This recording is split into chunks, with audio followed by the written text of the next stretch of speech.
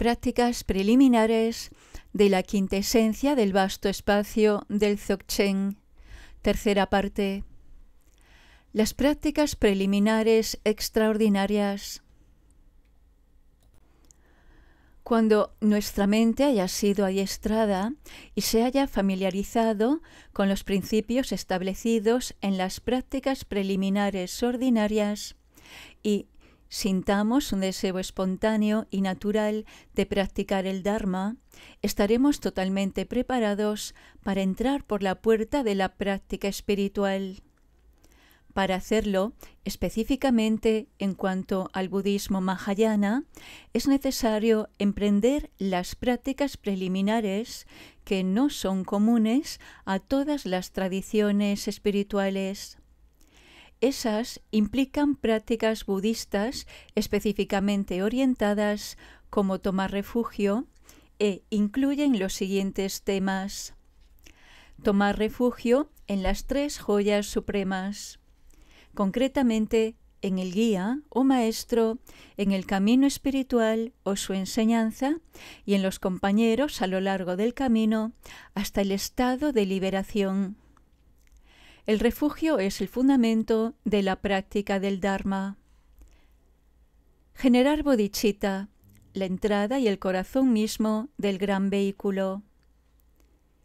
Recitar el mantra y meditar en la forma de Vajrasattva para purificar las aflicciones emocionales, las obstrucciones al logro de la liberación del ciclo de la existencia cíclica. Ofrecer al Lama, el principio espiritual incuestionable, el mandala o universo. Se hace para acumular mérito o reserva de energía positiva que traerá consigo causas favorables para el logro de la realización. Hacer postraciones que purifican las aflicciones emocionales, además de acumular mérito. En el linaje de esta enseñanza específica, se considera esencial haber completado 100.000 repeticiones de cada una de esas 5 prácticas. Se hace para preparar la mente para las meditaciones más elevadas, claramente adecuadas a las meditaciones del Dzogchen. Tradicionalmente, sin haber hecho eso, no se permitía recibir una enseñanza ni leer tan siquiera una página de las escrituras relacionadas con las prácticas superiores. El refugio. El hecho de buscar refugio en las 3 joyas supremas y observar los compromisos relacionados con ello, se dice que es la puerta del Dharma. Un individuo verdaderamente no puede ser considerado budista sin haberse refugiado sinceramente. El refugio puede ser la entrada del Dharma, pero la llave para abrir esa puerta es la fe o convicción. Es imposible refugiarse en algo en lo cual no se tiene ninguna confianza. Así pues, es, en primer lugar, esencial conocer y apreciar las cualidades de las 3 joyas supremas.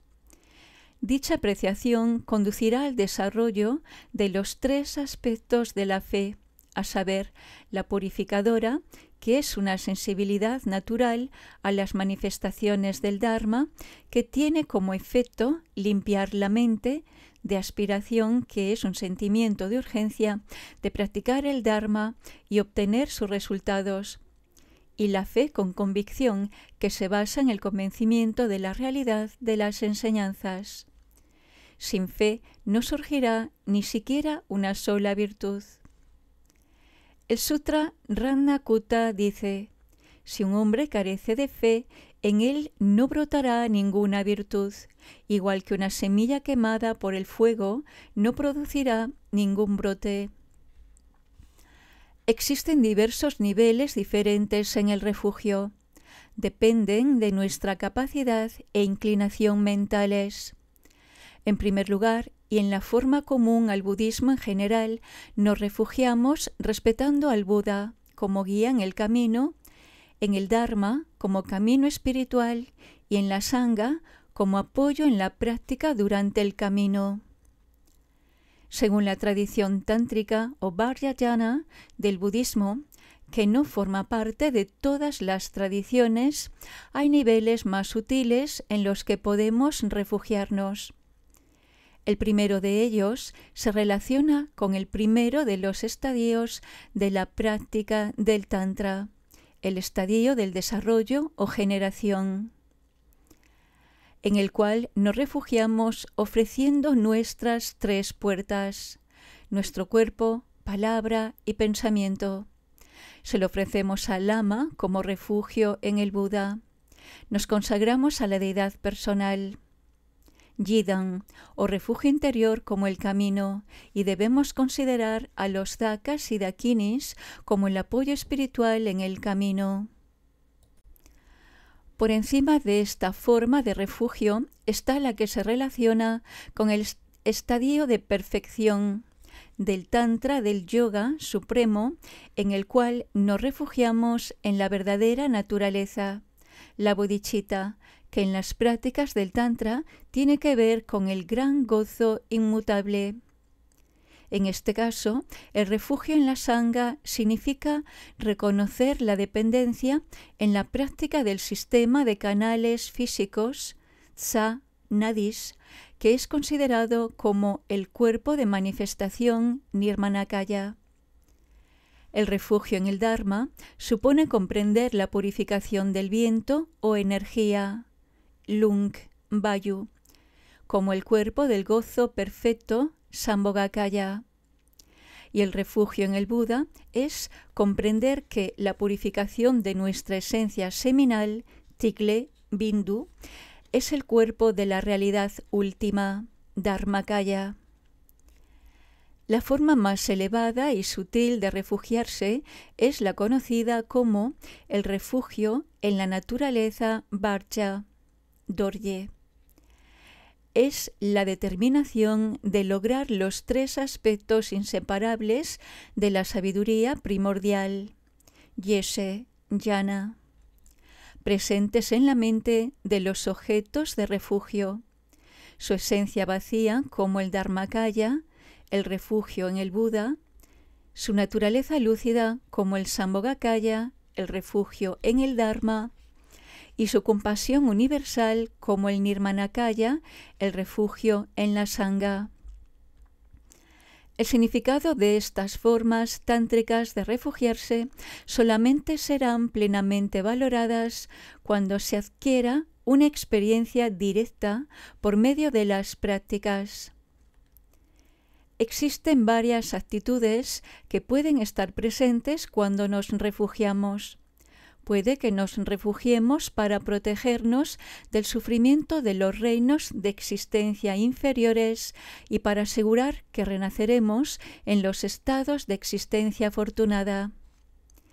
Esta es la intención de una persona de capacidad inferior. Si tomamos refugio para liberarnos solo a nosotros del samsara, nuestra motivación es la de un individuo de capacidad media.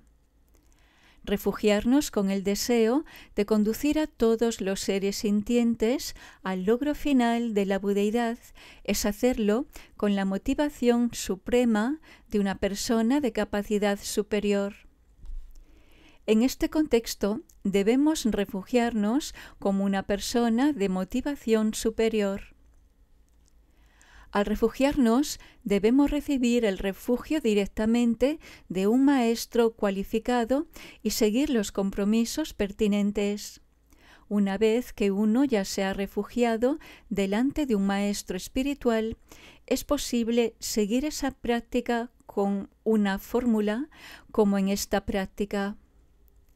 Cómodamente sentados, preferiblemente en una postura de meditación, debemos visualizar a la altura de nuestra frente el árbol del refugio, que es el objeto frente al cual acumulamos mérito.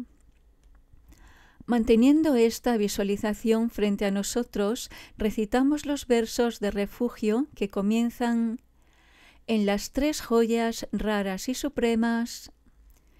Debemos refugiarnos con el pensamiento.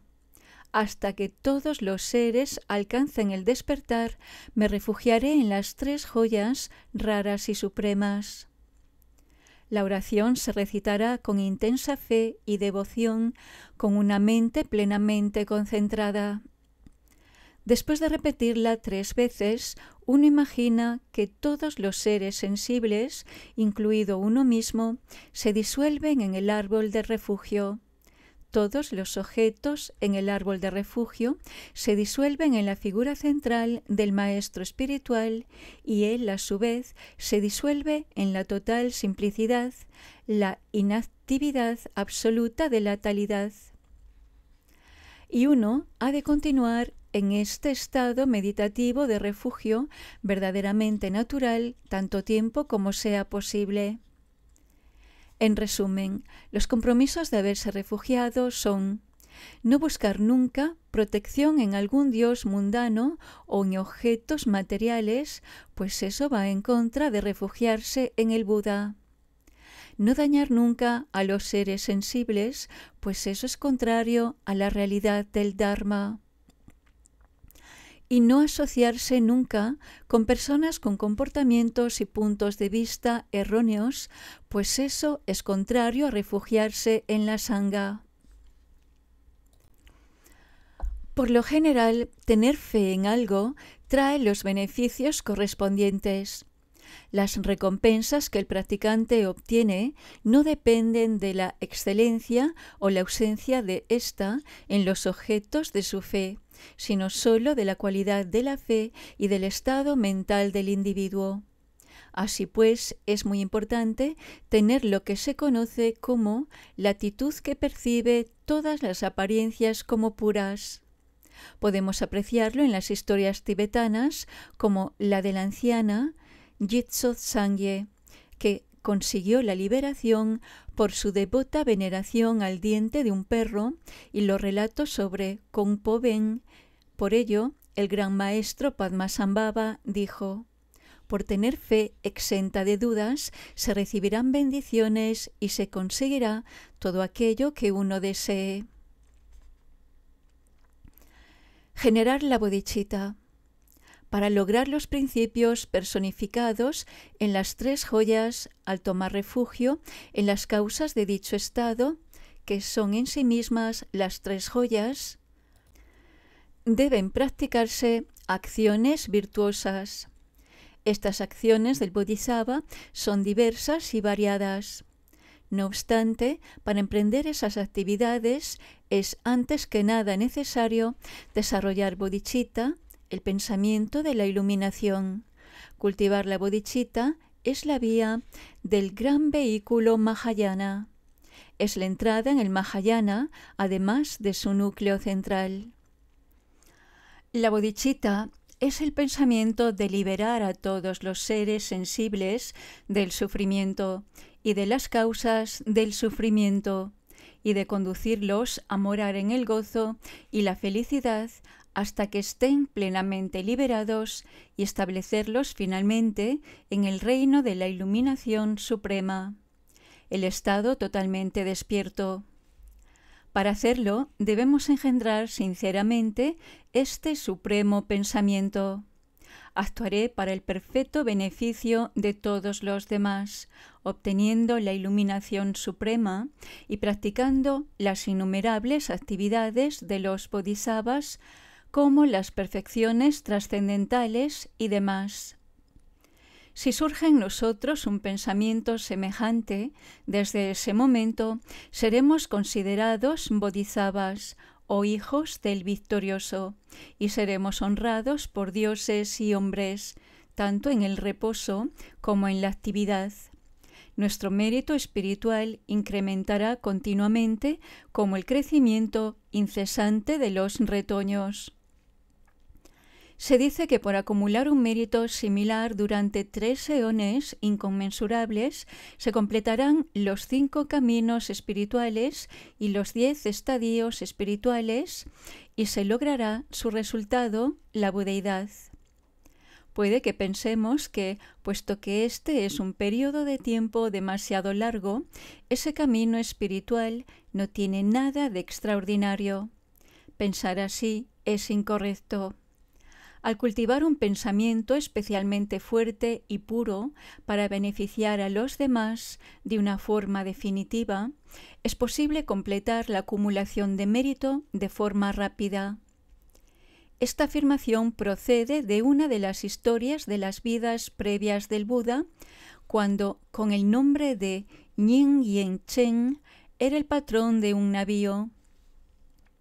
Resulta que descubrió que uno de los pasajeros, un hombre negro llamado Dun Tun Chen, tenía la intención de matar a todo el pasaje y saquear después el cargamento del navío. Con una colosal compasión tanto hacia Dun Tun Chen como hacia sus potenciales víctimas, Yin Yen Chen quitó la vida a ese hombre y por ese instante de gran piedad acumuló el mérito de 70.000 leones. Tal vez pienses que no es correcto que uno se libere de la existencia cíclica, puesto que se ha comprometido a actuar para el beneficio de los demás hasta que todos los seres hayan alcanzado el reino de la iluminación. Semejante suposición no es correcta. Si alcanzamos el nirvana o el estado más allá del dolor, nuestras actividades en beneficio de los demás no cesarán. Aunque se diga que la mente plenamente despierta carece de intención conceptual para beneficiar a los demás y actúa con total espontaneidad debido a la interdependencia de las aspiraciones y los deseos cultivados durante el periodo de práctica, hasta que todos los seres sintientes alcancen la realización completa, nuestras actividades para el beneficio de los demás surgirán espontáneamente en la existencia cíclica. Para cultivar la mente del despertar podemos prepararnos con las 4 prácticas ilimitadas. En primer lugar, debemos comprender que no es seguro quiénes son amigos o enemigos y si siempre lo van a seguir siendo. Desarrollar una actitud sin partidismo, sin aversión hacia los enemigos o apego hacia los amigos es el estado de ecuanimidad ilimitada. En segundo lugar, no existe ser sensible que en las innumerables vidas previas no haya sido en alguna ocasión nuestra madre. Desear que tengan felicidad es el amor ilimitado. La compasión ilimitada es el deseo que todos los seres sensibles se vean libres del sufrimiento. Y hallar felicidad en la dicha y alegría de los demás es cultivar la alegría ilimitada. Hay que recibir los preceptos del Bodhisattva de un lama cualificado, alguien que tenga los atributos de un maestro Mahayana. Se tendrá que llevar a cabo una acumulación de méritos tan grande como sea posible por medio de ofrecimientos. Después de la ceremonia, habrá que observar los preceptos correspondientes. En esta práctica lo hacemos recitando la estrofa que empieza con «Confundidos por una miríada de apariencias». De nuevo, también ahora visualizamos el árbol del refugio sobre nosotros en el espacio y debemos generar la mente del despertar con gratitud hacia todos los seres sensibles que en un momento u otro han sido nuestras madres y reflexionando sobre los sufrimientos que experimentan. Simultáneamente, debemos tener la total determinación de apartarles de su sufrimiento y llevarles a un estado de iluminación suprema. Durante esta práctica, dichos pensamientos deben impregnar nuestra mente y, al final del periodo de meditación, mientras las deidades del árbol del refugio se disuelven en nosotros, reflexionaremos en que la mente del despertar definitiva, personificada en el árbol del refugio, se activa en nosotros. Esta mente del despertar definitiva es vacuidad, y nuestra mente debe permanecer estabilizada en ella. Por lo general, Aunque existan muchas formas de clasificar la bodhicitta, si lo consideramos según el grado de poder mental, tendremos 3 divisiones principales, cada una de las cuales refleja una aspiración inferior a la anterior. En primer lugar, el desarrollo de la bodhicitta como un rey supone el pensamiento de obtener la iluminación en primer lugar para, seguidamente, conducir a todos los seres sensibles a ese estado. El desarrollo de la bodhicitta como un barquero es el deseo de alcanzar la iluminación simultáneamente uno con los demás. El desarrollo de la bodhicitta como un pastor es la urgencia de conducir primero a todos los seres sensibles a la budeidad y después obtenerla uno mismo. Debemos practicar según nuestra propia inclinación y capacidad. Además de estos, hay otros diversos aspectos de las prácticas relacionados con el cultivo de la bodhicitta que pueden producirse a lo largo de 3 inconmensurables eones. La división de la práctica más generalmente aceptada es en términos de la bodhicitta intencional, que es como el deseo de ir a alguna parte, y la bodhicitta real, que es como el viaje en sí. La primera supone el pensamiento de conducir a todos los seres sensibles a la budeidad y se practica a través de 3 meditaciones diferentes. Está la meditación de igualarse uno con los demás y comprender que nuestras aspiraciones de felicidad y de evitar el sufrimiento no son diferentes a las aspiraciones de todos los demás seres. La meditación de intercambiarse por los demás, en la cual cambiamos nuestra actitud egocéntrica habitual y nuestros objetivos y aspiraciones por los objetivos y las aspiraciones de los demás, y la habitual desconsideración que tenemos hacia los demás, ahora se focaliza en uno mismo. Y la meditación en la que nos preocupamos por los demás más que por nosotros mismos. Todas estas meditaciones se basan fundamentalmente en la bodhicitta en su aspecto de aspiración. Adiestrarse en el cultivo de la bodhicitta en sí, que es aventurarse verdaderamente en el viaje mismo, abarca muchos aspectos distintos.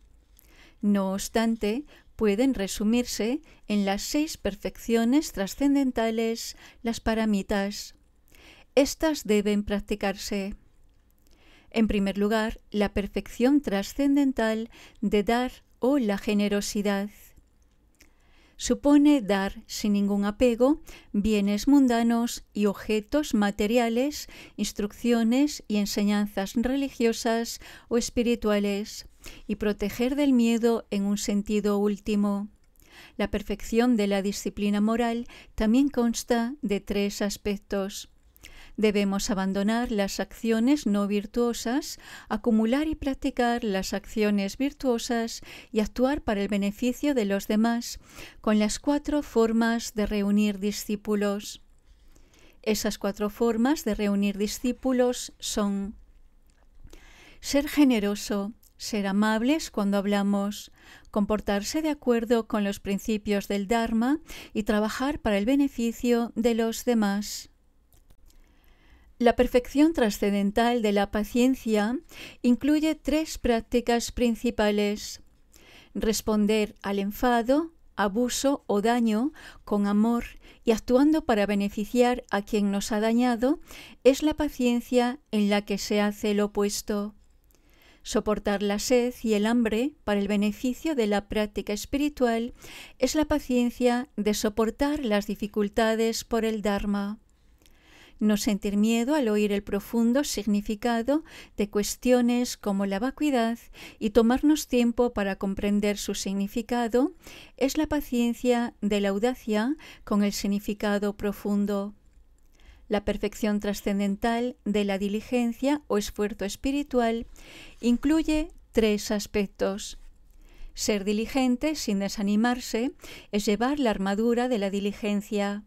Aplicarse de forma inmediata en las prácticas espirituales sin dejarlo para más tarde es la diligencia en acción. no estar nunca satisfecho con un poco de práctica espiritual y desear siempre practicar más, aplicándose continuamente, es la diligencia que nada puede detener. La perfección de la estabilidad meditativa o concentración deberá llevarse a cabo en un lugar solitario, sin distracciones u obstáculos internos como la pereza. Esta también tiene 3 aspectos: sentir apego por experiencias de gozo, claridad y ausencia de pensamientos, y meditar con apego en semejantes experiencias es lo que se conoce como concentración pueril. No sentir apego por esas experiencias y, sin embargo, no experimentar el sabor de la meditación y meditar con apego al antídoto, aferrándose a la vacuidad usada como antídoto, es la concentración que analiza el significado profundo. No sentir apego por esta noción de antídoto, conocida como aferrarse a la vacuidad, y permanecer en un estado de concentración en la misma realidad sin pensamientos conceptuales, es la concentración del Tathagata. Los 2 primeros de estos aspectos de concentración implican distracciones de la esencia de la práctica. La perfección trascendental de la sabiduría o inteligencia discriminadora, prajna, también puede incluir 3 puntos. La inteligencia de escuchar supone comprender el significado de lo dicho por el maestro espiritual. La inteligencia de la reflexión es ponderar y considerar en profundidad el significado de lo que se ha oído. Después de haber disipado las dudas al escuchar y contemplar, es necesario meditar en el significado. Se llegará a la comprensión de que todos los objetos que se manifiestan son ilusorios o engañosos por naturaleza. Esto surgirá de observar que los 5 objetos de la percepción sensorial, los objetos del gusto, tacto, olfato, vista y oído, no tienen a nivel último ninguna esencia, como los 8 ejemplos de Maya. Cuando se comprenda esto, habrá que examinar la naturaleza del sujeto, es decir, la mente a la que aparecen estas cosas. En ese caso, la apariencia del objeto no cesará, pero el pensamiento que se agarra a ese objeto como real se extinguirá. De este modo se comprenderá la meditación en la cual la realidad misma es como el cielo. A esto se lo conoce como la inteligencia o sabiduría de la meditación.